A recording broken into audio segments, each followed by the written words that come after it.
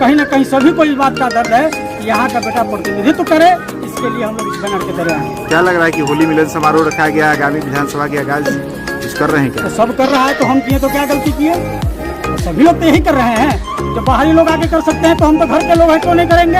अपने लोग को सभी पार्टी को हमने यहाँ बुलाया है, इस मंच पर बुलाया है और सभी लोग आए हैं, उनका मैं स्वागत करता हूँ। क्या लोगों से क्या अपील करेंगे कुटीवासी? बिल्कुल मैं यही कहूँगा कि सौहार्दपूर्ण होली मनाएं। रमजान है, मुस्लिम भाई जरूर जाएं। एक मुस्लिम भाई पर 10 हिंदू हैं, इसलिए कोई टेंशन नहीं लेना है। लेकिन एक बात जान जाइए, इस बार ये जरूर रखिए, इस होली में पढ़ लीजिए, बाहरी को कुरहनी से खदेड़ देना है और कुरहनी के बेटा कुरहनी का लाल को इस बार विधायक। भगवान भोलेनाथ संपूर्ण हरिहरनाथ मंदिर बिहार कैसे होली खेल के बारे में बाबा हरि हराना